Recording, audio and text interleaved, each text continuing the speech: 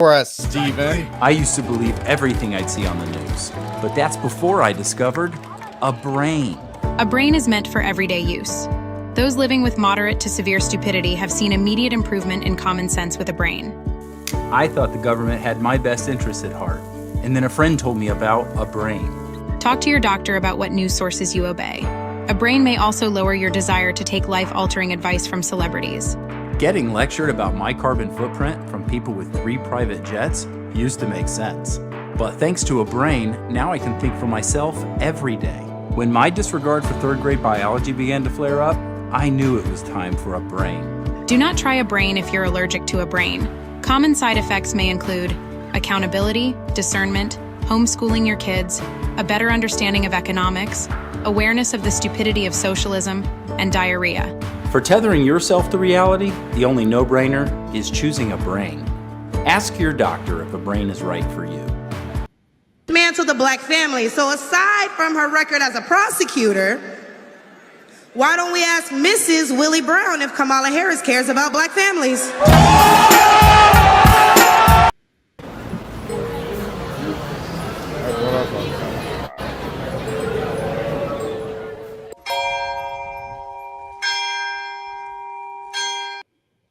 Hello, ladies and gentlemen. Welcome to News from the Pew. It's the internet, and we talk about it. I am your host, Rick Barrett, and I'm joined, as always, because John's off teaching, people how to write in Latin and sing Gregorian chants, and I don't think Walz likes us anymore. So, I mean, he's been on other shows, but yeah, he just, I think I scared him off. I'm sorry, Steve. I am a little radioactive, so people. Yeah, right. Shockingly enough, but in all seriousness, we love Walz. Everybody's busy. Killed it at the Catholic Palooza, and go follow him on all the platforms and stream his music because he's awesome. John wrote me yesterday. He just got back from a European trip with some monks, hermits, who's all in union with the church, by the way, in case anybody. I don't know if I'm supposed to give out the entire information, but they were established 4 or 5 years ago. The head is my son's godfather, so we know him. We communicate quite a lot. But again, they try don't tell us, don't tell it, just because. Anyway, they got a lot of great benefactors behind them, and they've already grown out of their original location. They are starting one in Colorado in the mountains somewhere, I think in the Diocese of Pueblo. And they're looking to buy old, rundown, I guess, old Catholic buildings to put in. They've grown out of that too already. And they're looking to establish in Europe. So they were in France, Italy, I think Spain. So they're already got I think some 20. I want to say it was in the 20s in line waiting to get in. Maybe it was more, but they are growing out the wazoo. It's the old school. It's old school Carmelites. I knew half the original group, but. Very manly, very holy guys. They're not. It's a solid group. It's kind of like that whole thing about Saint Bernard when you hear about Bernard coming in towns and the moms would hide their kids because Bernard would end up talking them into religious life. These guys are almost like a modern version. Everyone that sees them is just running to their order. So. That's awesome. Loved it. That's actually positive good news, right? The rest of this is going to go straight downhill. What do you mean? The rest of this is going to be garbage, but yeah, that's great news. That's fantastic. That is fantastic news in that regard. So that's your daily dose of, good stuff. Enough of the good stuff. Let's get to the. So that's where's Walz? Yeah, I'm trying to. There we go. That's what I want. Where's Waldo? Yeah, I'm trying to do a ticker, man. This is his busy season, so. Oh, I know. I'm just having fun with him at this point. Because between the air conditioning, everybody wants some for Walz. What can I say? So. Yeah, between air conditioning and opening for Tay Tay and all his other concerts, he's got right. Where for Walz? That's not even right. All right, folks. First story of the day. I guess we get to the big one first, and that is the selection of the appointed presidential candidate of the Democratic Party. And now I had money. I had money on it was going to be Pete Buttigieg. I thought it was going to be the Lou Buttigieg. I thought they're going to go super progressive. And they were just because this campaign's a kamikaze effort. Nobody, Stephen and I have said for our various reasons why Trump will win in November. Selected, appointed, whatever you want to call it. He's the guy.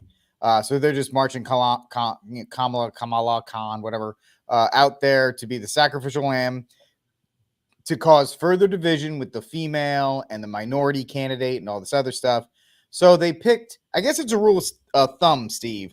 If you are, and this has happened twice now, if you are a female candidate for the office of the presidency here in these United States, you have to have a fat, schlubby guy named Tim as your running mate. Yeah, you can. Now, this is precedent now, folks. If you are going to be a female on the Democratic ticket, you are going to have some fat, schlubby idiot named Tim, who's a white guy, on your as your running mate. And so the selection of Minnesota Governor Tim Walz was announced earlier this week. All I can think of is South Park. Every time you say Tim, because Timmy's regarded. Every time someone says Tim or you have a name Timmy, there was a guy in college. I never called him Tim. I always yelled at him, Timmy. But anyway, I work with a guy named Timmy. That's all. His name is Timmy. So that happens at least once a day. There was apparently 12 they reached out to. Cooper here was one. He declined like 2 days after. But yeah, I mean, it's somebody else made a quote unquote joke saying, why would anybody want to do career suicide by being on the ticket? Because again, I would have thought that if Peter would have been on there because you'd have two females on the ticket for the first time ever. I mean, you want to take quote unquote woke ticket, you'd have her and that guy, and we all know why we say that. But no, when they went down to Shapiro, I figured, well, again, why would Shapiro, who's done nothing but go up since he went after the church, because he was the guy that went after us in the summer of shame, as they called it. I mean, he's only known because of that. He made his name off the backs of over going after the Catholic Church. Yeah. So, I mean, why would he kind of like that? Why would he take this huge L? Because, hey, no way. God's green earth. If like I said, if she wins, normies, the people that opening one that says you need a brain, that think that elections are real and hey, my vote counts and just that one election had any problems. By the way, it's funny that all these guys that said that the 2020 election was not stolen are the first ones to say the Argentina vote was stolen. If it happens in another country, it's absolutely stolen. If it's here, 100%. It's democracy operating at its fullest potential. 100%. That's stolen because they got the guy that we don't like. And, but yeah, no, man, there was Tim, obviously the whole Minnesota state itself. People Your boy Royce is doing pretty well. At least it looks like in the primary there, he's making some noise. This goes back to the act locally idea of: is there nobody in Minnesota that has virtue that can run in Minnesota? Nobody could run for the gubernatorial or Minnesota or state house because there's trannies in the state house or something like that. There was something. There's trannies as his advisor. Yeah, it's like, what are you guys doing in Minnesota? It's like, I've seen plenty of Minnesotans make videos for years about Trump, MAGA, doing protests out in Minnesota for MAGA and going, get your backyard fixed. Your place is, it was after BLMs and before BLM riots and all that. Your focus is in D.C., which goes into the whole idea of we got right centralists versus left centralists. We're going to get centralists afterwards. Yay, we lose. And then on top of that, like, how do you get in? I think there was a report I looked up afterwards. 60% of the state of the country of Minnesota voted for him, and that came mostly from Minnesota, St. Paul. Yep. No, 60% of the population lives in Minnesota, St. Paul, and he won those 2 counties. Because the states need to be broken up in a sense. If you like living in tyranny, you're in New York and you're pretty much ruled by New York City. If you're in Massachusetts, you're ruled by Boston. You're in California, you're ruled by LA, San Francisco, San Diego, I guess would be third.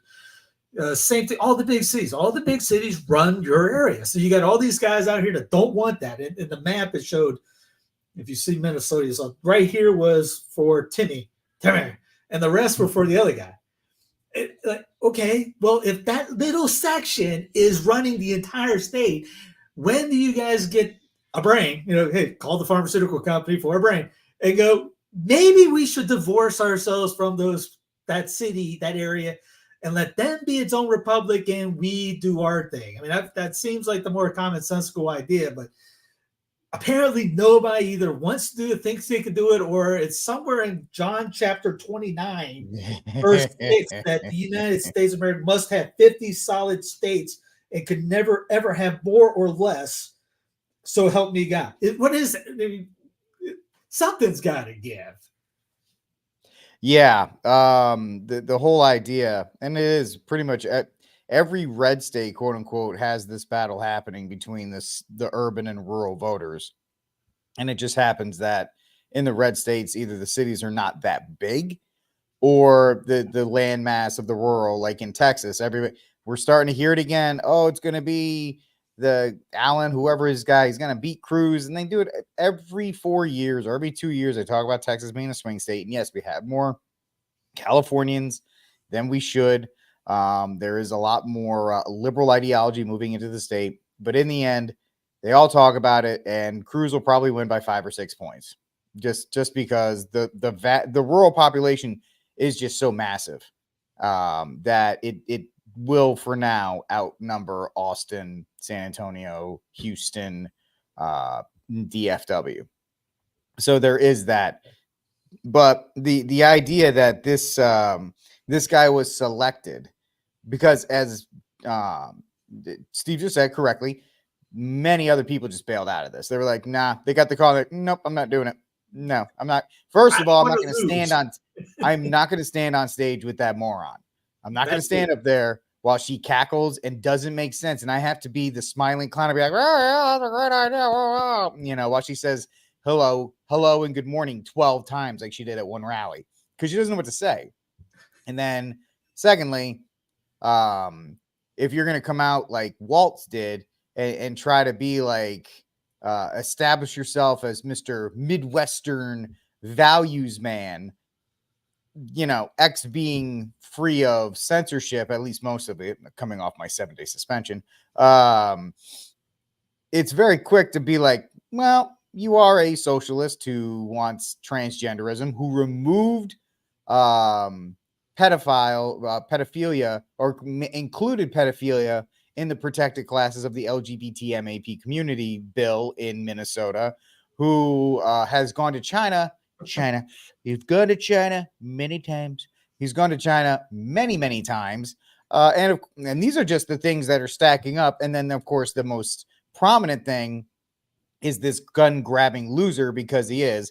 Murders are up 50% under Walz's record, while they become more anti-gun in that state. As Steve says, local. Doesn't matter what the 2A says. If you have a governor that hates it, you're SOL. So you can claim 2A all you want. Who's going to enforce it at your state level? Governor hates your guns. He's taking them. And that's what they've done in that state while promoting the Somali population, Minnesota or Minneapolis stand. And so it's very funny that all of these things came out. And the one thing everybody kind of zeroed in on was this idea of stolen valor. I don't know if, do you have a video for any of that, or are we're just going to talk about it? Oh, yes, we do. Now, look, we're pretty neighborly with Wisconsin. We get our friendly battles, but in Minnesota, just like in Wisconsin, we respect our neighbors and the personal choices they make. I'll pause this. He set up a tip line during COVID, because he was the governor during COVID, that you could rat out your neighbor. Yep. So very neighborly. But it goes into the idea of, okay, this guy, he's in Minnesota. Has zero effect on me in Carolinas. That's a Minnesota problem. You guys in Minnesota, which I knew people from Minnesota left it and talked about how bad it's gotten. That's a Minnesota problem. That's either you fix it or get out. Yeah. And if you want this for the rest of the land, then that's most people's idea. It's like, we want people like this for a blanket statement. You can't leave after that. That's when you get centralism. At least with this, you got an idiot in Minnesota, or say he wasn't, wherever. That's just inside the borders of Minnesota. Yeah, that's 100% correct. And it's the idea, though, because as you said before, Steve, we're so centralized. California's mess should have stayed in California, but it has moved out. Now you have Kamala, and now you had this idea of Minnesota and this fat schlubby idiot having to make policy over the rest of us, because most people will buy into the folksy shtick that he has been presenting here in the at least the legacy media has presented for him as well. Even if we wouldn't make the same choices for ourselves, because we know there's a golden rule. Mind your own damn business. Mind your own damn business. I don't need you telling me about our health care. I don't need you telling us who we love. And I sure the hell don't need you telling us what books we're going to read.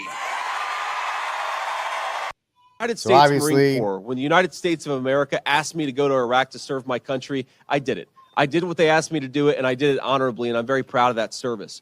When Tim Walz was asked by his country to go to Iraq, you know what he did? He dropped out of the Army and allowed his unit to go without him, a fact that he's been criticized for aggressively by a lot of the people that he served with. So let me get into this. People will say J.D. Vance, he signed up to the Marine Corps and he served as a combat correspondent.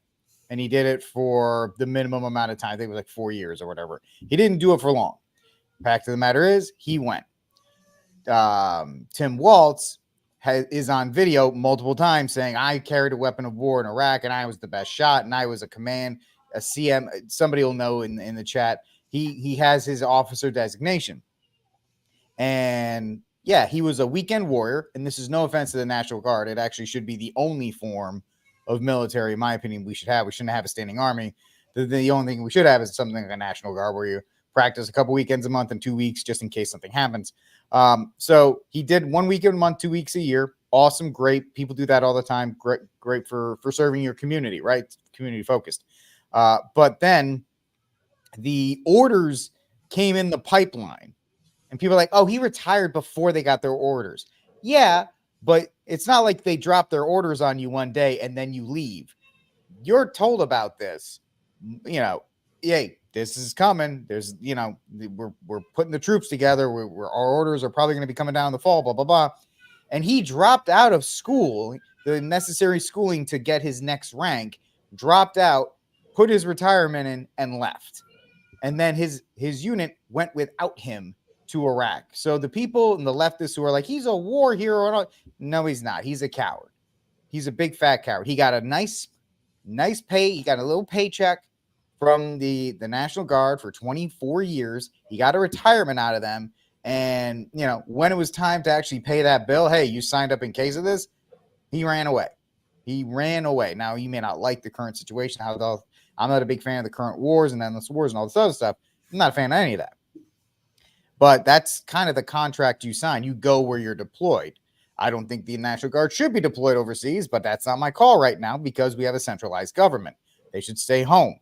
But they got ordered. They left. One guy went. One guy ran away. And he's going to pretend like he's some kind of this, that, and the other thing. Oh, by the way, he wasn't a head coach. He was an assistant coach as a defensive coach. So they're like, oh, it's Coach Walz. He wasn't like the folksy high school football team, coaching them. He was a history teacher. Like, this guy's never had a private, he's never worked in a job that wasn't off of the government dime a day in his life. So just remember all that. And that's the end of my little notice the National Guard thing. That they give us the words that we still screw up. The National Guard of your nation.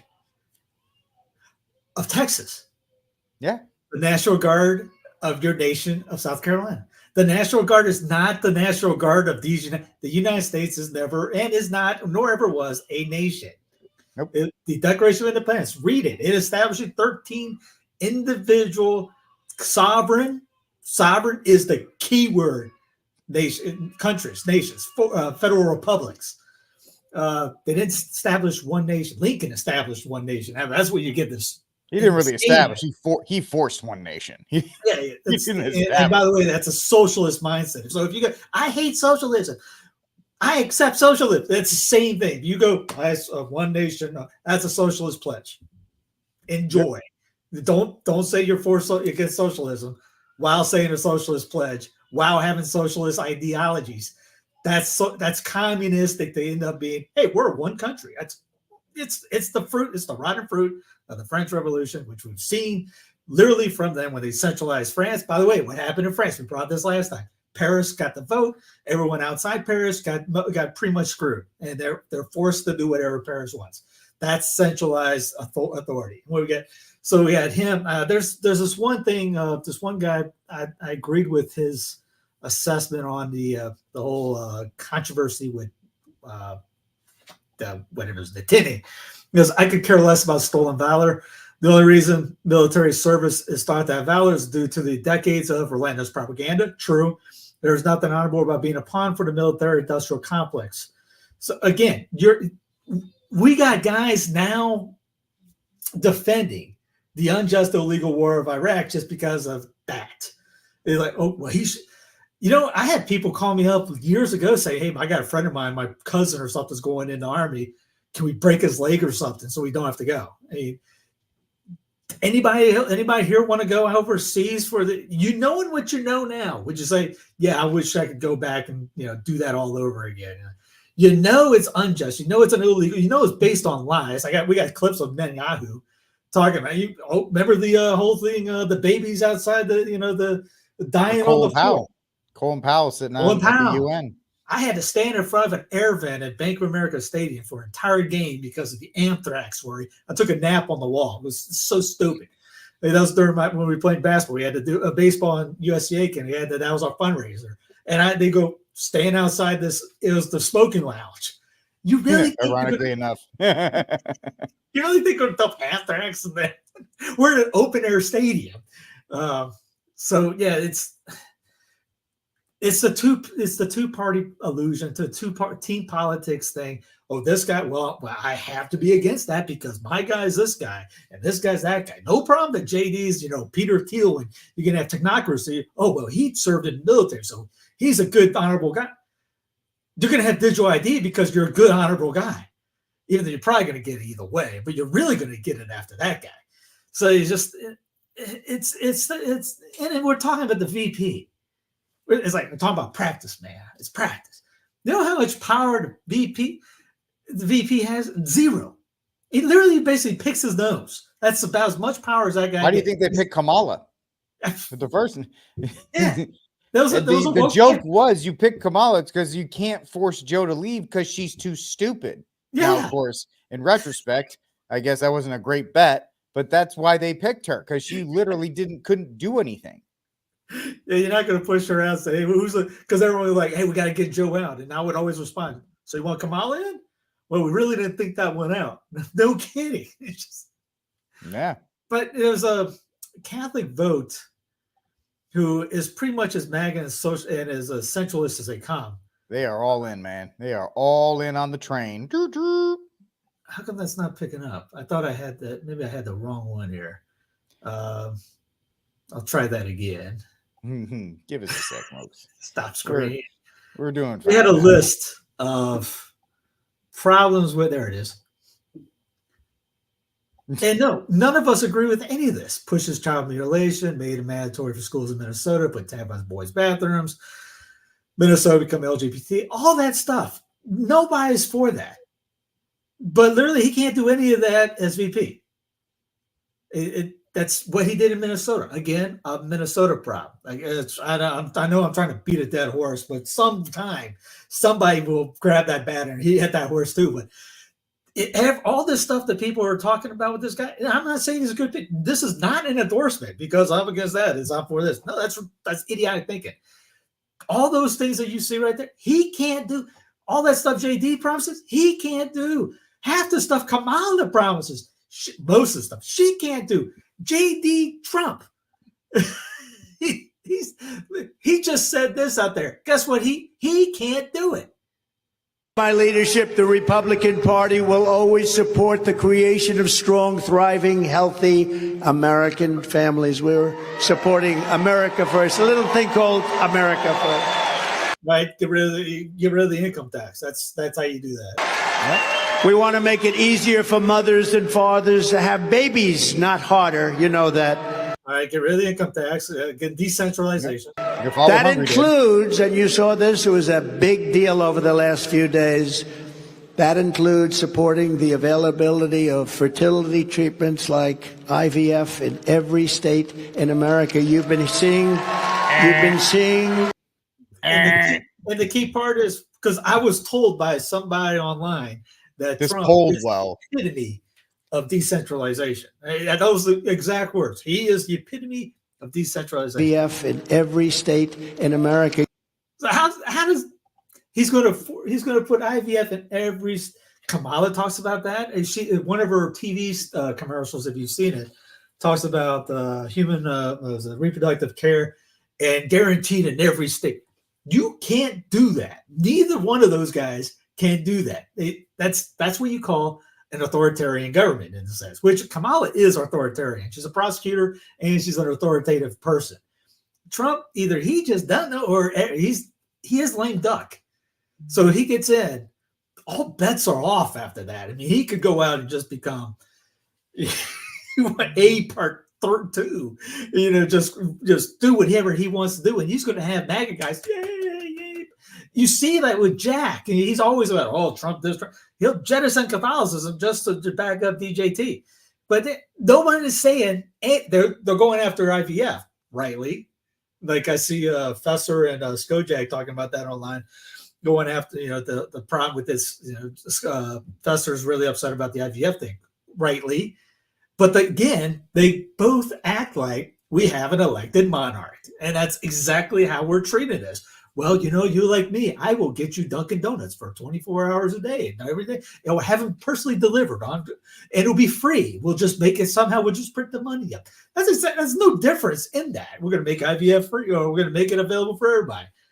I can pull that off. That's literally where's the lemon? Let me get my pocket constitution. I need some lemon juice around here. Where is that at? Is that Article 4? Where's that at in here? No way. But we just let it happen, and then we cheer it. Drives me batty.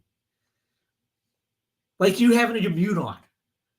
I'm just trying to let you have your moment, Steve.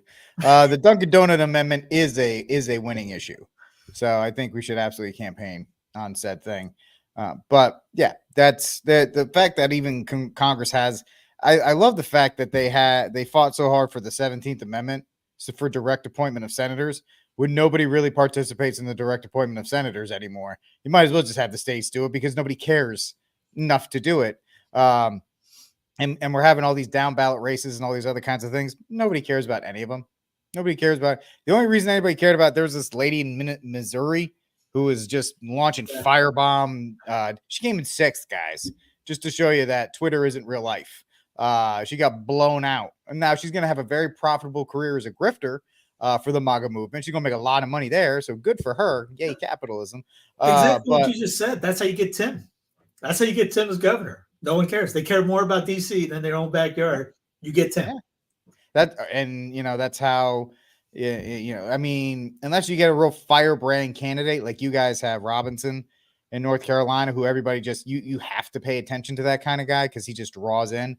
Or your guy like Shapiro in Pennsylvania had that one issue that you're just driving home that, most local politics is boring. And I know, I'm sorry, it's not sexy like Air Force One or the White House or this other kind of stuff, but those are the people that'll stop the, at least stand in the breach a little bit. Or like DeSantis, who's actually back to being a governor after a failed presidential campaign, showing he never should have done it in the first place. And so everybody's worried about Tim Walz and Kamala and all this other kind of stuff. You're being astroturfed to the nth degree. You're looking at polling data. We all know polling data lies. And as Steve says, should you even, Catholics are starting to, I had a family member this past weekend, Steve, it was the day before I did that. Yeah, was it? Yeah, it was. This person told me that and they're practicing Catholic, they have to donate to Kamala and they have to vote for her. And I was just flabbergasted. I'm going, this is unbelievable. And we're going to have the same thing happen every time of year where Catholics are going to start ripping each other apart because I used to believe everything I'd see on the news, but that's before I discovered a brain. Catholics are going to rip each other apart at the national level because of the people that we have to vote for. You either have to vote for Kamala because of progressivism. The left cats will tell you, and the MAGA cats will tell you that you have to vote for Trump to save, everything before we get, the Handmaid's Tale in reverse. So it is a complete perversion of government in any sense. And it's kind of sad to see. And the selection of Tim Walz has only heightened that even more. And just my last thing I'll say about this before we move on, and then Steve will say his piece and we'll go on, is folks, if anything in this election cycle has told you anything, they want division. They want division as much as possible because it keeps them in power. So, and you're all of us in one way or another, except for like Steve, who doesn't want anything to do with it, are falling for it. And that's the sad part. Yeah, I mean, it's two-party politics. We just, like you said, division. They want, well, if you get division, you get the anger up, you win. You get everyone hooked on exactly what you want them to do. Did you see the report? I'm trying to pull that up right now. That abortions have been up since Roe v. Wade, like how we were talking about before. I don't think so. Yeah, here it is. Here's one of them. U.S. abortion numbers have risen slightly since Roe was overturned, study says. Obviously, you could go study says. Every study, you got this. But this is kind of, Pro-Life Inc. We brought this up a long time ago. We are the only two people on the internet that will absolutely go after Pro-Life Inc. I dare say we're the only two brave enough to go after Pro-Life Inc. because everybody else wants those people on their shows or endorsements or whatever the case may be. But we're the only ones that will call out and be like, absolutely useless. Okay, he's only clip that out and send it to them. They are absolutely useless. If Roe went down and that link is true, then what in kind of the wide world of sports are you guys doing out there? You're getting money, billions of dollars in some cases. Roe's done, but abortion's still up. Abortion is going up. It's going up. So either you guys are incompetent or totally useless, which I think is just totally useless. Because again, we'll do the march in DC, and that's all we got. They gave you a gift, which again, it goes back to my idea of this was probably predetermined that was going to happen, deliberate, so that they could get abortion in every state, because Pro-Life Inc. didn't have the brains to figure this out, because everyone was telling them what the winning record is, or the winning equation is, and that is at the state level. And for years, they avoided doing that and not done anything. That and then it got worse and worse. Oh, we're just going to worry about the march and we're just get that. Stupid. And then this is going up after the gift, which they say, oh, DJ's only thing that he did right was got Roe out. Well, okay, let's use that art. Let's play the narrative. What have you done about it? Absolutely nothing. Actually, you may help make it worse. So if that's your only argument, that DJT has to be back in because he got Roe off, well, then you guys don't care, because actually you're not doing anything about it. It's the pro-deathers that have been on ball with it afterwards. Again, that goes back to my idea of this thing that was already predetermined. You don't just have that happen, go like that after all this, and then just say, oh, well, nothing's going on. What's stage 2? We don't know what step 2. We'll do another march in DC, even though That was the whole purpose of the march, was to get Roe gone. Now Roe gone, we're just going to keep marching. Why? We don't know. We just like doing it. But how about you guys focus on getting the state, convert and get the laws? Well, we don't know what we're doing. Send us money. How do you make? Yep. How do you square that? Well, there's also now they've transitioned to a very important role, which is public speaking. They'll speak at conferences. They'll go to conferences. They'll speak at these conferences. They'll charge very good fees for those speaking and those books that they'll put out about how they got rid of Roe. It's all in the rearview mirror, because they can't. And this is after the trigger laws. Mm-hmm. So Pro-Life Inc. didn't do anything with those trigger laws. That's just those were already in place. Yeah, every time there was an election on the table, we got blown out. Yeah. And there's actually another report saying they were going after Florida. They're going after, what was another state they're going after right now? I can't remember which one it was. It was a red one. But they're always red. Why would they go after blue ones? Oh yeah, that's the thing. Yeah, the people in California apparently can't sleep because people in Arkansas ain't killing enough babies out there. So they got to work with it's that puritanical Northeastern Puritan government idea, Yankeeism, that we have to, everyone has to live like we do. Instead of us saying, leave us alone. And then, which that's what that Timmy guy was talking about. We just leave us alone. They only like being left alone when it's okay with them. They don't like it when you're doing something else. It's that agree or shut up mindset that liberalism likes. But both sides do it. You try telling somebody right now that, hey, by the way, these U.S. is not a country, and that this is how you. No, we gotta get DJ Trump in. That's the only way. And it's a cult. You cannot change anybody's mind on that. That's it. Even if nothing changes, even if we go to war because of it, nothing's going to change. He's a peace guy, just like Obama, Nobel Peace Prize. Yeah. Well, they have something to believe in, and since most of them, and this will be a controversial statement, don't really care. Most of them have a very weak faith connected to the church. They got to believe in Americanism, because their faith is not very strong. So they don't believe in the one true Holy Catholic Apostolic Church.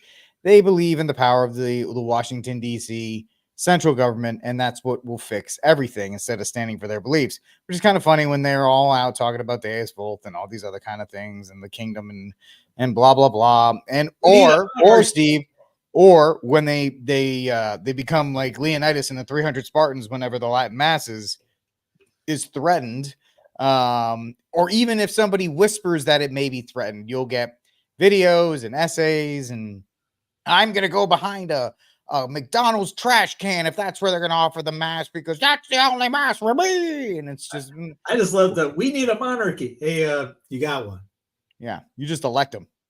You just elect them. All these guys are like, we need a monarchy. You got one. Or if I tell them, hey, why don't you could do that at your own state right now. Oh, no. We can't do that.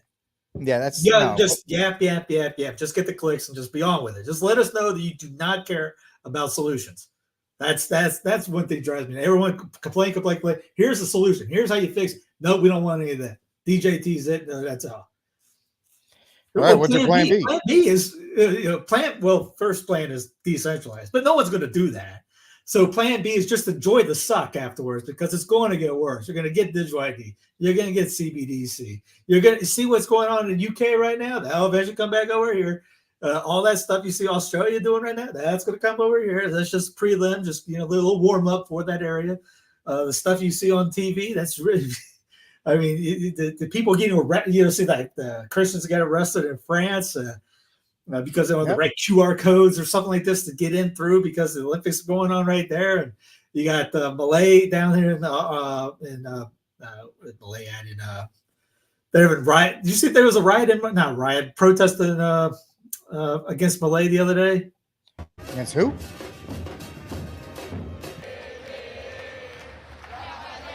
This was yesterday during the feast of I just went to Cajun feast day. This is the patron saint of the unemployed or because Malays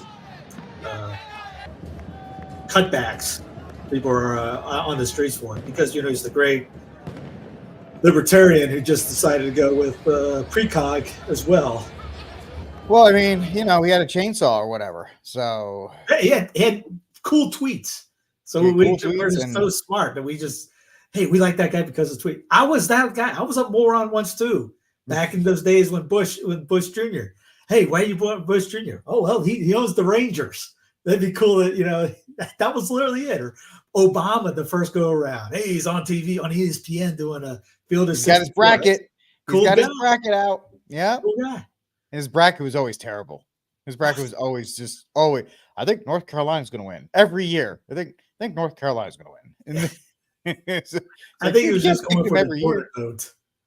I want Jordan on my team. That's the only thing he was going for. I got Shaq and I got the LeBron, and I want Jordan. Yep. So what's your plan B outside of that? If you have the ability to in 90 days, vote for good sheriffs, vote for good town councilmen, vote for good attorney generals. Look at the guy in Missouri who my saint of the week last week. Bill Paxton is not perfect, but he does more good than bad. Governors, state reps, you do have this entire infrastructure of local politicians at your disposal to actually use, instead of letting them use it like, single A, double A, triple A for the federal government. I served as a state rep for 10 years. Now make me a senator. So if you actually got guys in there, nice stress guys, who want to protect your communities by passing laws to protect them from trans mutilation or from abortion or from overarching tyrannical laws, then, you could actually do that. Will you change it in one cycle? I'm sorry. You're American. I know you want it instantly done. I like things being instantly done, but it's going to probably take a couple election cycles of you being pesky. Remember this, folks, that whenever they say it can't be done, Obergefell did not happen overnight. Mm-hmm. It took decades, probably 3 decades of getting rejected. Having a federal law called the Defense of Marriage Act passed, signed into law, and it was in 32 state constitutions. Did the left stop? Did the progressives stop? Nope. They did. It was just a speed bump. The right's like, oh, well, it's a federal law, so I guess we can't do it anymore. The left's like, yeah, whatever, hold my beer. We're going to get rid of it. So your plan is to find candidates the best you can in this election and start preparing for what was it, 2028 for people in your local races. It depends what state you're in too. I mean, here in North Carolina, we're way better off than Minnesota, obviously.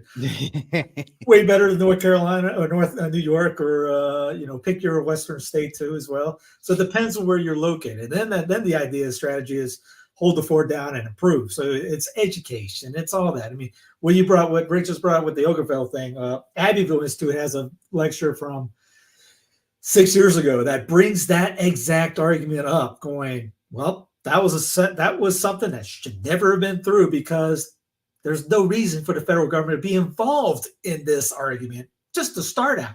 But you got the nose get under the camel's tent, and it's squeezed on through, and look what you get afterwards. Again, it goes back to if you like centralism, there's an example. It will get worse if you keep that mindset up. Just expect it, because the end of centralization for this idea is global. And you're going to get global centralized government in the not so distant future with this exact road that we're on right now. Funny that he brings up 2029, because that's actually the 100th anniversary of the request of Fatima, or the Constitution of Russia is 2029, which goes into 2030, which goes with it's very coincidental. All these times are coming through. So like I've said it before, long time ago, so I think it's going to get worse for 2029. Because just like no one did anything for Fatima, we're not going to do anything to change anything. Again, we're at the end of the French Revolution is still going on. You see it from there telling you on TV. I mean, just the immorality, the economy going down. There's a lot of stuff that you see going on. I remember talking about this before I got interested in religion again. I told a friend of mine, strictly political, going, this seems like this, like I said, this 15, 20 years ago.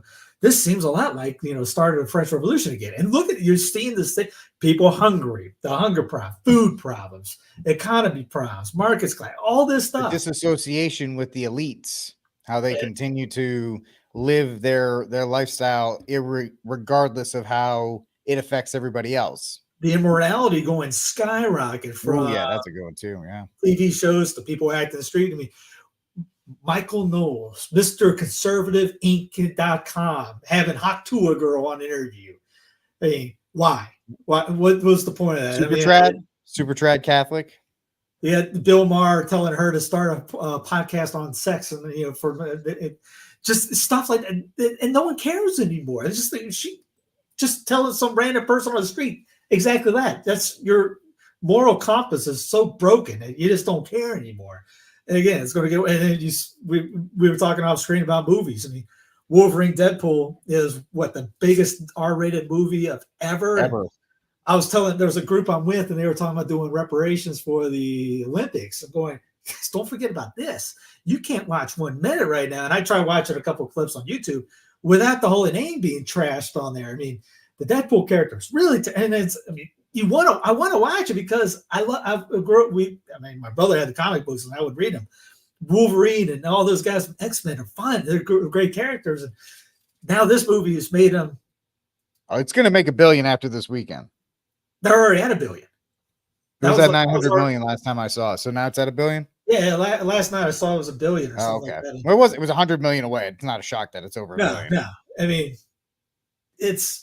you can't watch that. I don't think VidAngel could clean that show up. It's going to be the credits and the end credits. That's with it. Like one scene in the beginning, in the middle. Yeah. So it's just the moral decay we're on is just so off, off. But it goes back to local. What can you do at the local level? Stop looking globally.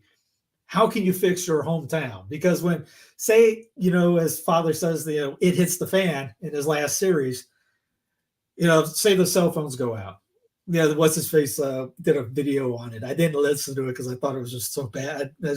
Why his cell phones go out good? You can still talk to your neighbor. You can still talk to your friends down the street. You can still talk to your local area, which you can have a garden in your local area. You can have all those things. We just think so big and globally. How do we convert the world? You can't. But you can convert everybody around you. And if everyone does that, then all of a sudden that grows and that grows and that grows. And you do convert the world like that. But you yourself are not going to convert 1 million people by yourself. You do work with one. Get one. Just get one. How about there's the one priest did a challenge. Bring one into the religion. Now we'll figure out the world. We'll get a class together. Has anybody you see online done that? We got to convert. Have they converted one? Have they done anything to bring one person? Just do one. We want 1 million. Like you said, you want to start big. The marathon's going on. One step. It's like the guy on the couch with the fat beard going, I'm going to go out there and run the 5,000 meter. I thought you were going to do the fat guy watching the Olympic athletes mess up while he's eating chips, going pathetic. That was the Seinfeld meme. George Costanza. Yeah, I took that in. Hey, Amy.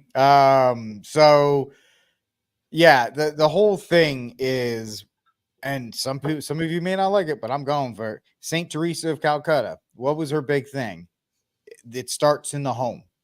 And what do I mean is, how many of you have children that are falling away? How many of you have brother-in-laws or mother-in-laws or brothers or sisters that are falling away? Instead of trying to go convert, Timmy 11519 on Twitter to try and convert that person who's probably a Chinese bot, why don't you try and bring your sister back, or your mother-in-law, or your brother-in-law, or your father, or your sons and your daughters? Well, I've tried. You know what? Saint Helena prayed. Is that the right one? Saint Helena prayed every single night for her child to come back to the faith.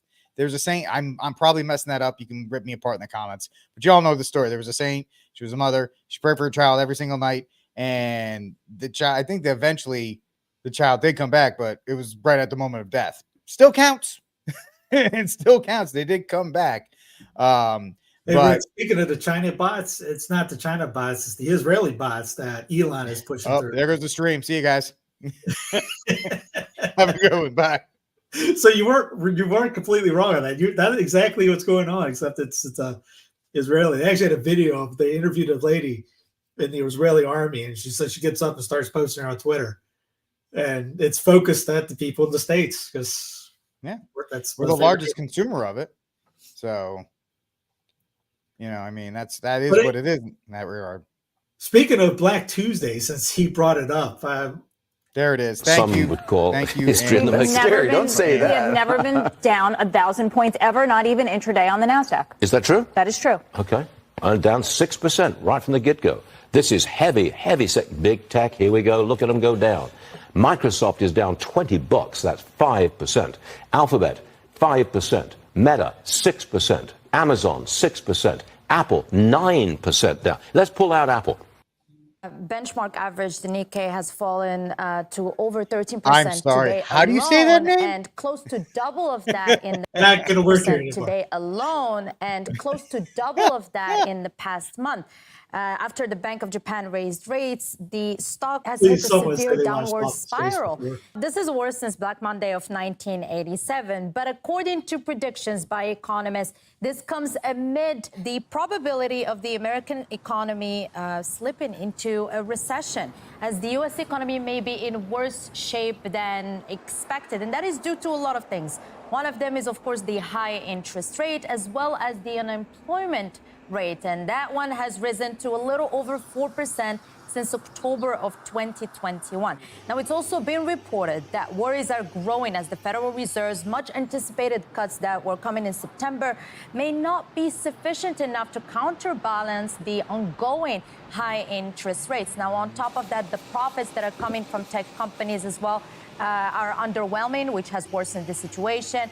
And because of the upcoming U.S. elections, investors are a little uncertain about the situation. But Donald Trump blames the Biden administration, and he says that both Biden and Harris, quote, don't understand anything.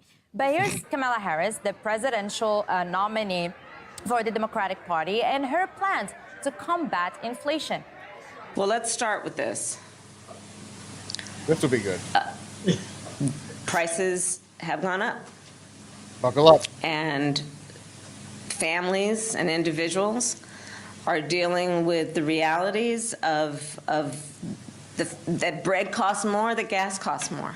So it is something that we take very seriously, very seriously. So it's a big issue, and we take it seriously. So no plan at all from Kamala Harris, as we So just nothing. heard. And there's really no wonder why U.S. investors are worried about the situation. But investors across the world, particularly those who have invested heavily in the U.S., who are reliant on American markets. When America sneezes, the world gets...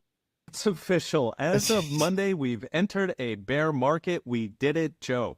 Seems like only yesterday, well, 3 weeks ago, that the S&P was floating on gossamer, crashing jobs, bankrupt manufacturing, millennials buying ramen on installment for mom's basement. Nothing could dent the coke-addled euphoria of Bidenomics, or Kamala-nomics.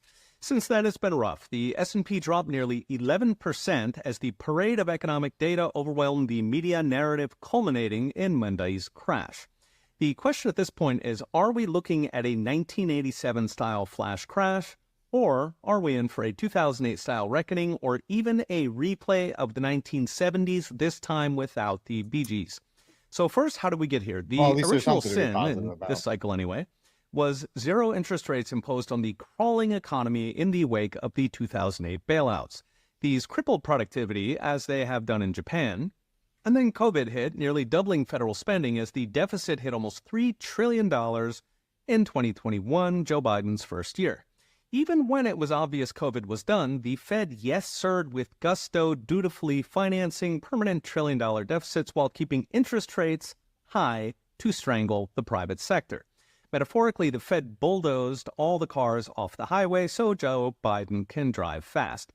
This sapped the real economy to the point most new jobs were government and what the Wall Street Journal called the welfare industrial complex. But it was all academic until last week when markets finally broke on a series of bad job reports, culminating in Friday's report showing monthly jobs dropping by half. Interestingly, Charles Payne overlaid a chart of the NASDAQ and Kamala Harris's betting market odds. Turns out it was 1-for-1. That is, when Cackles goes up, markets go down. The first to break were the high flyers, the tech-heavy Magnificent Seven that have been holding up the entire market. This spread by Monday to the entire market, with pretty much everything collapsing but gold. Japan's implosion over the weekend added fuel to the fire as the Nikkei dropped by a fifth in 2 days, and the U.S. Volatility Index hit the third worst in 35 years. So what's next? Brought to you by Unchained.com. The $64,000 question is whether this past week is another Black Monday like 1987.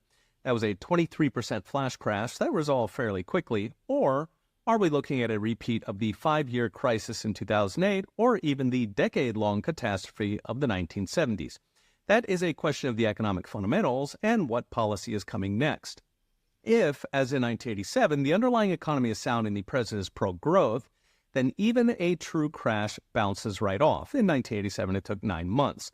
But if the underlying economy is unhealthy, say if it's made of fake jobs, subsidies spawned cronies, and $35 trillion in debt, or if we've got Jimmy Carter 2.0 on Cackles coming, then we are looking at years of pain. It could be 5 years like 2008. It could be the lost decade of the 1970s, this time with no Paul Volcker riding to the rescue.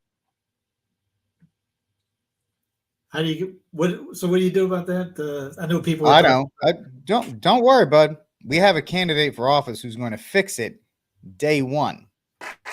We believe in a future where we lower the cost of living for America's families so that they have a chance not just to get by, but to get ahead.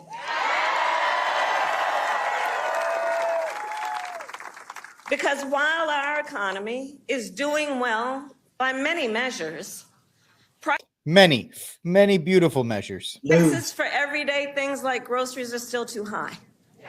You know it and I know it. You know, when I was Attorney General, I went after price-fixing schemes. And when I am president, it will be a day one priority to fight to bring down prices. I will take on big corporations. You are literally in office right now. You are literally there right now. That's the glass breaking that Steve's talking about. Day one, when I'm there, where are you going at the end of the night?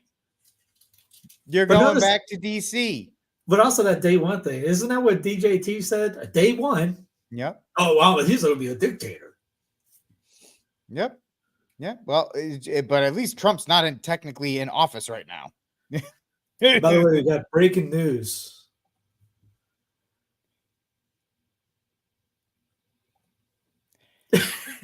Yay, capitalism. I love the comment about it. We deserve a recession. Right? What can I say? That's capitalism for you in a nutshell. By the way, she is of a certain Middle Eastern persuasion, in case you didn't believe that. That was done live on air there. So in case you think everything's fixed, yeah. But all that, I just had to get that in there because the whole day one thing, it's like, lady, you are literally there now. You are literally there right now. But people are like, oh, yeah, day one, she's going to do it. Okay, great. I'll give you the Tucker Carlson stare. What are you talking about? You're there already.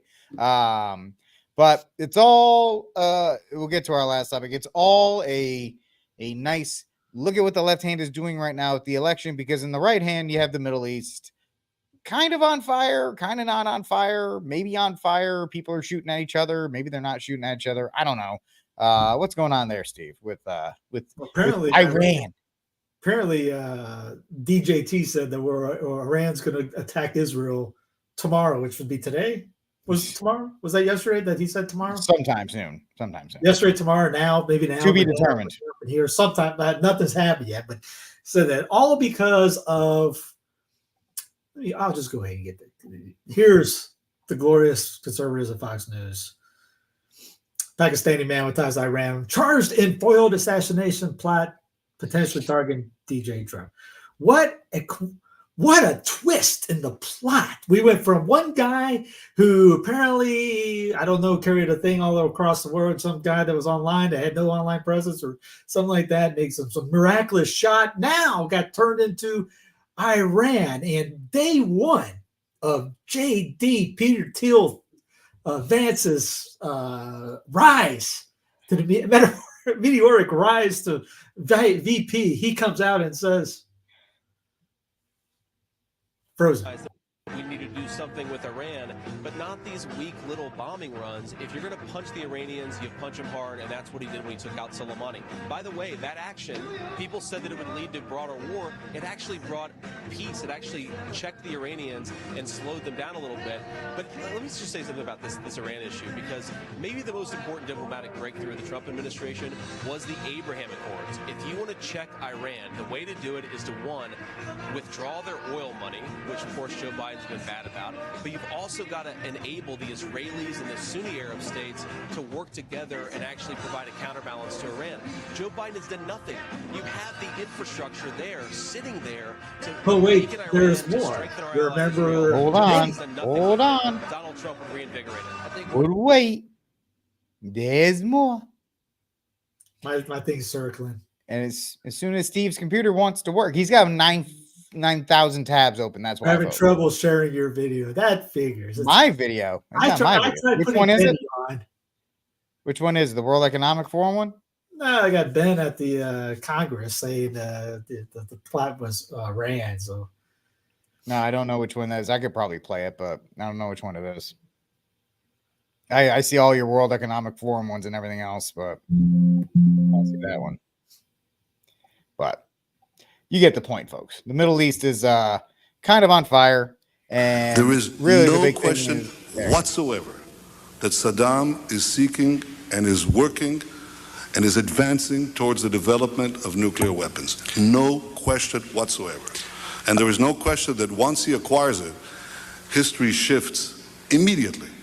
There is no question that he had not given. You don't understand what's going on. This has been lying about Iran for the last 20, 30 years. Been up on his nuclear program, and not whatsoever.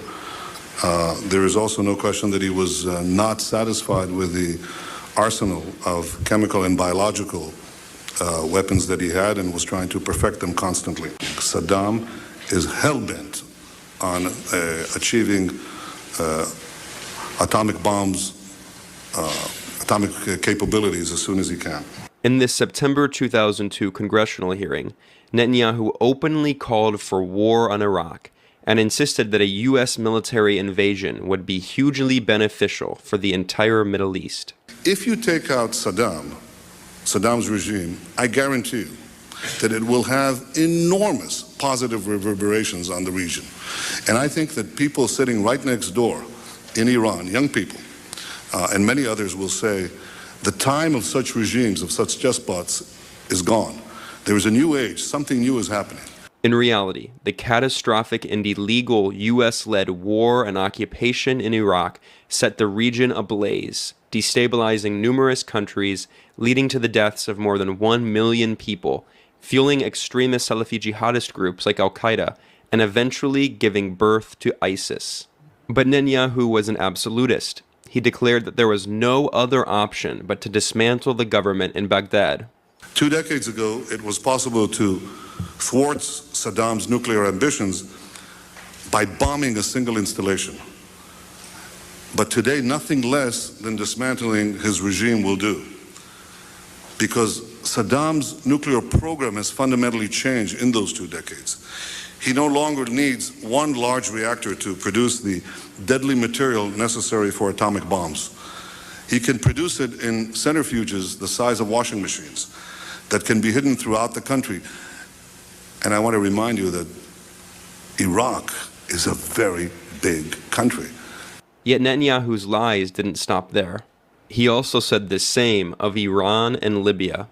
The two nations that are vying, competing with each other, who will be the first to achieve nuclear weapons, is Iraq and Iran. And Iran, by the way, is also outpacing Iraq in the development of ballistic missile systems that they hope will reach the eastern seaboard of the United States within 15 years. Bibi Netanyahu shows up in America and suggests that we need to go to war with a country, we instantly go to war with the country. Take a look at this compilation. If you take away the Soviet Union and its chief proxy, the PLO, international terrorism would collapse. If you take out Saddam Saddam's regime, I guarantee you that it will have enormous positive reverberations on the region. Obviously, we'd like to see a regime change, at least I would, in Iran, just as I would like to see in Iraq. The question now is a practical question. What is the best place to proceed? It's not a question of whether Iraq's regime should be taken out, but when should it be taken out? It's not a question of whether you'd like to see a regime change in Iran, but how do it... Are there any other nations that you would recommend that the United States launch preemptive attacks upon at this point? The answer is categorically yes. The two nations that are vying, competing with each other, who will be the first to achieve nuclear weapons, is Iraq and Iran. But a third nation, by the way, is Libya as well. Libya is trying very rapidly to build an atomic bomb capability. So you have here now three nations. All stand together to stop Iran's march of conquest, subjugation, and terror. Iraq, Libya, Syria. He says it, we do it. And now he's saying that Iran might kill President Trump. And if he does, then we just better all say we're going to war right now and not ask any further questions. Let me tell you something right now. Something happens to President Trump, I'm going to have a lot of further questions. And I'm going to make this statement to the American. Don't respect us, let alone fear us anymore. They take shots at America. The Navy has fired $1 billion worth of missiles at Houthi drones provided by the Iranians. They say it's $1 billion. It's actually $5 billion because that's the replacement cost for all those missiles that they fired with zero effect. The Iranians have effectively taken over Iraq. They have a 250,000-man militia called the Hashtag-e, which is just like Hezbollah in Lebanon. That's who's shooting and no one's even drones heard of and them. missiles. Correct. Again, because the United States does not understand how to deliver power. His name is Asif Merchant, and he entered the United States, according to federal prosecutors in Brooklyn, in April. And while he was here in the United States, he made phone calls trying to hire hitmen to carry out his alleged scheme to assassinate government officials on U.S. soil. The criminal complaint does not mention former President Trump by name, but multiple sources familiar with this case say one of the intended targets was former President Trump. The hitmen that Asif Merchant allegedly contacted ended up being confidential sources of the FBI. So there was never any real danger here because it seems the feds were onto this man from the start. They followed him for several months. Were they onto the other guy for several months, they said? Isn't that the narrative? And arrested him July 12th, just before he was about to board a flight and leave the country. Kira, the arrest July 12th, you'll note, is one day before former President Trump's rally in Butler, Pennsylvania, when there was an attempt on the former president's life, although these two things are not believed to be connected. All right, so no evidence in any way, shape, or form that they could have shared information or were connected in any way. Two separate incidents at this point. So it seems, Kira, that the FBI has said they found no connection between Thomas Crooks, the 20-year-old who took a shot at Trump in Pennsylvania, and any foreign operatives. But we did learn, subsequent to the rally and the assassination attempt, that the Secret Service had made adjustments to the security plan for the rally because of a thinking that Iran did have this desire. Did anybody hear that prior to a couple days ago? Now also we're supposed to believe that, you know. I mean, it's the same thing as Kamala Harris being the most likable person on the planet 3 days after everybody, like, this woman is an airhead. It's just the power of propaganda, Steve. No matter if we're talking about the Middle East or we're talking about political candidates. Speaking of airheads, in your response to Libya and to Simon, as a matter of fact, you urged that it's not in their interest to respond and so on. But at least, do they have the right to respond? I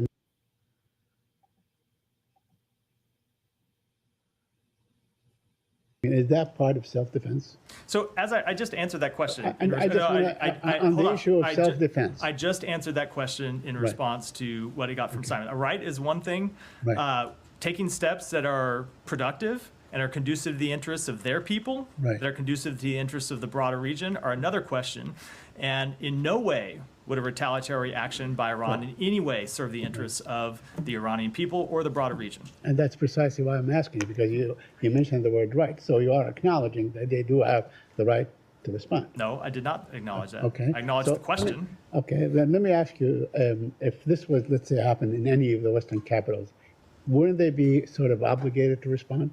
I'm not going to deal with a hypothetical. Okay, all right. We'll deal with something real. Last week, a week ago, yesterday, Sunday, an Iran rocket hit, or maybe intentional, hit a small town of Majil Shams, a Syrian town, Syrian citizens, and so on. And you said that Israel had a right to defend itself. I'm not you personally, but I'm saying. So what's different? I mean, everybody was, everyone was saying Israel has a right to defend itself. Why doesn't Iran have a right to itself when the guest house, I don't want to make comparisons, but it's like the guest house in London or maybe Blair House or anything. I mean, something that really touched the sovereignty of Iran. So I take the point of your question, Saeed. It is not in any way, however, useful at all for anyone in the region. Israel has a right to defend itself. What about Iran? Nah. Next question. Is that a kitty? Yeah, that's oh gee, look at the time. Not shocked, folks. Not shocked that that was the response given to said question. So yeah, that's what's going on in the Middle East. As soon as Iran decides to make the move, everything else will pop off. Because you see it, the Iranians launched like 1 billion drones at the Israelis. The Israelis are allowed, and I'm using this word, they're allowed to take out the guy who planned the operation. And then it kind of just resets everything. That's kind of like the tactile agreement that's going on in the Middle East, because there's an argument in the government whether they want Iran to be a friend or if they want to take it over, right? You have Democratic politicians that are like, oh, Iran can be the next China if we're just able to convert and get in there, and look what we did with the Chinese, and now it's this. And then you have the Republicans who are like, we just want to turn it into a parking lot and make a couple Walmarts out of it. So that's really the big question between the two. The which one? Yeah, I mean, these things are dropped, but you also have, remember, Obama and others who, with the Iran nuclear deal, would flush the Iranians with cash. So it just depends on which side of the coin is in charge at this point, and how that's going to relate to you. But if Iran does get eliminated from the planet, as most of the Republican Party, in the spirit of John McCain speaking to us from below, wants to take place, and they bomb Iran back into the Stone Age, don't worry, because most of those refugees will end up here in these United States. And eventually, like Steve said, and we'll give you a couple examples. All right, I think we were, but we're not going to. We were going to talk about what was going on in Britain. Those they'll be coming for you. And where you have, I don't know, I saw this passing on X, Twitter X, where the police are now opening up their news conferences.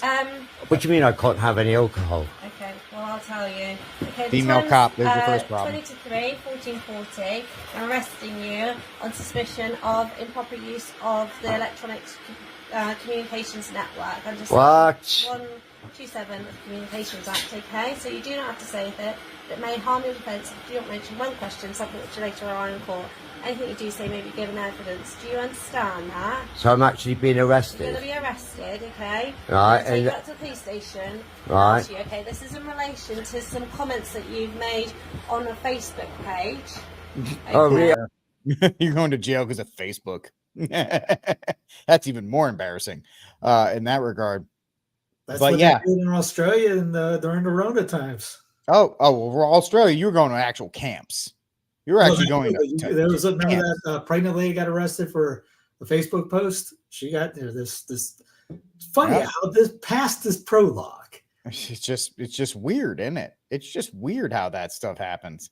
And the fact is, the left has this unholy alliance with Sharia and the Muslim community to go out and subjugate and make everybody fall in line. And the real question, the funny question that people are trying to figure out is what happens when you have something like what's going on in Britain. Who's going to win that? Because there's got to be a victor between those two sides. Will it be Sharia law or will it be liberals? And it's very interesting to see how that will eventually play itself out. Respectful towards the police. We cannot behave like thugs. You cannot wear masks and chant Allahu Akbar because this issue has nothing to do with Islam. So do not wear face masks. Do not join protests because they involve rioting, because you can have agent provocateurs, people entering the protest, inciting the crowd, and then just for throwing the stone you will be sentenced for years to jail. Our mosques are protected by the police. The police do their job. Let the police do their job. The police are protecting the mosques, and the far right is being used in order to bring in draconian laws into this country. But we Muslims should not become a toy piece in the hands of others. So I condemn protests or condemn rioting or throwing stones. Do not do this. It's counterproductive. I do not think in Bradford people need to be told this because of the Bradford riots that happened in 2001. But I am telling people in Birmingham and other cities and towns, do not fall for that. He's actually on the ball, I think. He's on the ball because he has the police on his side, Steve. Don't give Muslims that much credit. There, he's on the ball because he has the state. It wasn't that part. He said the far right is being used to bring in draconian laws. A lot of people have been telling me that Tommy is like a is some kind of Israeli psyop guy in a sense, stirring people up, so that kind of like let me create a problem and the government's going to come in with a solution, which happened last week, which we played before. If anybody doesn't remember, I have it right here. The UK facial rec. Following this meeting, we will establish a national capability across police forces to tackle violent disorder. These thugs are mobile. They move from community to community. And we must have a policing response that can do the same. Shared intelligence, wider deployment of facial recognition technology, and preventative action, criminal behaviour orders to restrict their movements.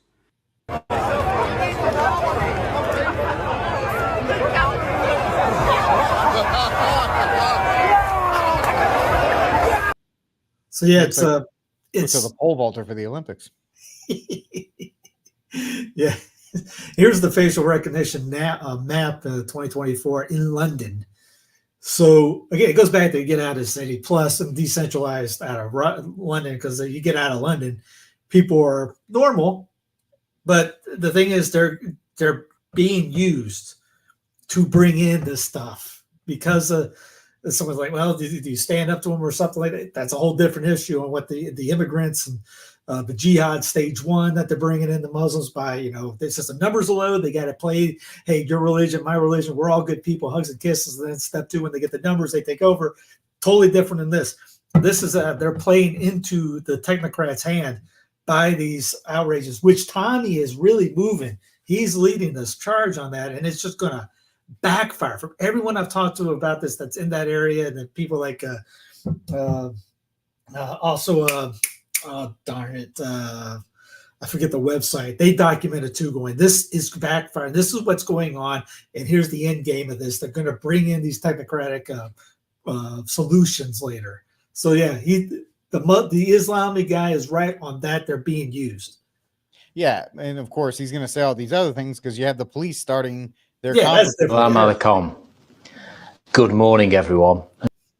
Like literally, the first thing it said is that. So I understand why people feel like they are running out of options, right? Because they are. That's what Tommy's good at. He put this finger on the thing, kind of like DJT did. He hit the pulse and he's pushing down on it, and he's activated a lot of people, and it's going to get worse out there. And then you're going to get the police state just on steroids. Yeah. I mean, that is unfortunate. But Yeah, the people are the people in England at least, or in London at this point, are becoming, or the native population, which is now like 36%, in London itself. They are the minority in the city proper, which is why they have Sadiq Khan or whatever his name is as the mayor. They are wounded animals in a corner, and they are reacting as such. And that is the problem when you put your faith in centralization, when you put your faith in, democracy or government or whatever these cases is, and not looking to your own neighborhoods, right? The Muslims were very easy to establish things like no-go zones. If you put your minds to it, guys, you could set up no-go zones. And I'm not promoting that, YouTube. I'm just saying the no-go zones, police are apt to avoid areas where it's going to cost them more time than anything else to do anything. But it is a bad situation over there. Oh yeah, that's another way to quell all of that. Those pesky white people in England. And they've mentioned about bringing back Rona-like lockdowns in the area. So oh yeah, again, that's the blueprint. That's the blueprint. That's what it is, man. I don't know. You know what I mean? It's just, it is what it is in that regard. It's just sad to see it that way. But I think we are good on topics. We got through UK burning, recession, Iran, VP. Yep, we got through our stuff. We even were able to make a little Deadpool reference with that. So yeah, if you go see it, folks, I'm not condemning you. I'm just saying you're gonna be you might have to do first Fridays and Saturdays for a couple years. From what I've heard about it. And I actually debated going to see it, but once I heard more and more about it, I'm like, I just can't do that. But I think it's time for our Saint of the Week and Cry Room. Steve, who do you have for Saint of the Week and Cry Room? And if you don't, I will go first. Go ahead. Ladies first. Thank you. Or age, or you, or age. Or I can't win in any of those. So, yeah. My Saint of the Week is Realtree, the company that does camo that you can find at any and all Cabela's or any good sporting goods stores out there. If you've done any kind of hunting, I'm sure you own one piece of Realtree clothing. And I think Steve's going to like this because this is Realtree stepping up and being like, just keep us out of politics, because the Harris Walz campaign released a camo hat, and it was a Realtree camo hat. And Realtree came out and was like, yeah, please don't do that, because we're just hunters and we didn't approve of it. It's one of those things where we license our gear out and a third party bought it, and then they put their names on it. We don't endorse them. We're just hunters, and we'd like to stay out of it. So hats off to Realtree for not getting too political and not being like MAGA this, MAGA that. They're like, hey man, we're just a hunting company. We don't believe in what Harris and Walz are doing. They just kind of one of those things where it was a licensing deal and they put our hat on our stuff. So because they could have gone very political on that, and they didn't. So good for them. My Cry Room is Simone Biles. Sorry. She is one of the greatest gymnastics competitors ever. Nobody's going to doubt that. But the fact that she is a racial idolater, as Jason Whitlock would say, a racial idolater, and she could not help but say, like, I love my black job. It's like, nobody cares. Or that she participated. Apparently there's an Olympic controversy where they robbed this little Romanian white girl of enough points to be on the stage so they could have an all black podium, which I guess has never happened in the Olympics before. They've never had 3 black people or 3 white or any of these other kind. But the fact that she participated in that and she's promoting it, it's like, nobody cares. Just do your sport. So she's my Cry Room. We watched Take My Track Card. We've been watching every night. Just kids were like, you see the girls fly and all that. Listen, it's not bad to put on. I watch it at work, man. Tabletop tennis. tabletop tennis is intense, man. I figured you were. I figured you were. Never. Of course, if I had known tabletop tennis exists, I would be an Olympic athlete. But that's one thing. Shoot, 3-on-3 hoops. How's that? Steve and I, we just need quads if we could find them. We could go to the still trying to Olympics. figure out the Tahiti thing. I'm like, why are you guys having surfing? Anyways, no, I saw that. If you watched, if they can't show the highlights because they're banned. So this Romanian girl was up, and she was excellent. She actually stuck the landings, all this. And she comes off flying, and I forget the other girl's name from the U.S. comes up afterwards. By the way, if you add up the European Union, the European Union is kicking the tail out of this union, United States, if you treat both of them like a union. But since we we have to put everyone in one, USA's winning. Actually, Texas is actually winning. But yeah, she comes up and we're like, that wasn't that impressive.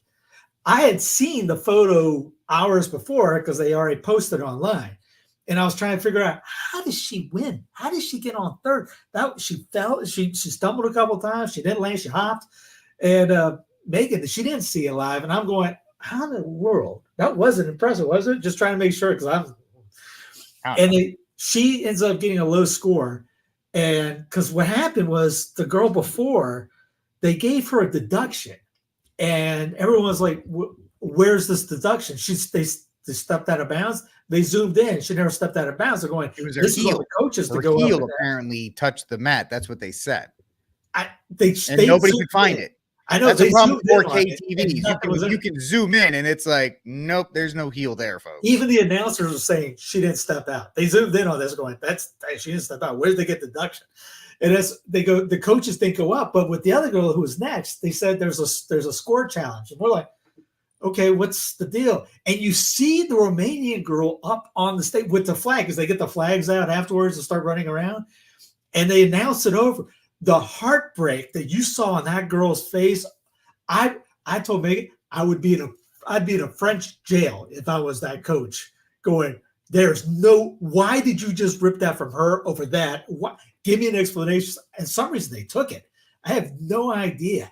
But yeah, we watched that, not technically live, tape delay, but wow. And yeah. I retweeted the photo because I thought it was cool because the Brazilian lady who they were talking during the thing you brought up Simone, they were going, there's no way in God's green earth they're going to let Simone take number one. She stepped out of bounds twice. One time she landed out of bounds. I'm telling her, why do they care about OB anymore? Just go as hard as you can. If you fall on your face, fine. Just because the difficulty is so great, that's all they care about. So difficult that you come in average. Yeah, there's no way she's getting one, and she finally won. And that's what they're all. Because if you watch it, they're all cheering each other. They're doing the uneven bars. One of the girls slipped, and you see everybody. Don't matter what team they were on. They go, and they hugged her, gave her, slapped her on the butt. Well, girls don't slap, but guys do. So everyone's cheering each other. So that part right there was really cool throughout the whole thing. Even the 100 meter, which no one knew the rule on. I wasn't either. I thought Jamaican won because his foot crossed the line, and I guess the rule's the torso. I had no clue. Clavicles start, and that made Noah from the U.S. from was he from Maryland? Anyway, he wins, but before they announce it, he goes up to the Jamaican. Man, I think you got this. Good job. And they're all, congratulating each other. You don't see that online. Even though you say whatever you want about the Olympics, these guys are out there cheering each other, helping each other up, worried about each other, congratulating. The lady from the U.S. loses the pole vault to the Australian, and she's smiling and gives her a big high five hug because they've been rarefied air, buddy. When you're in that circle, yeah, it's hard to be. It's like you're one of the best in the world.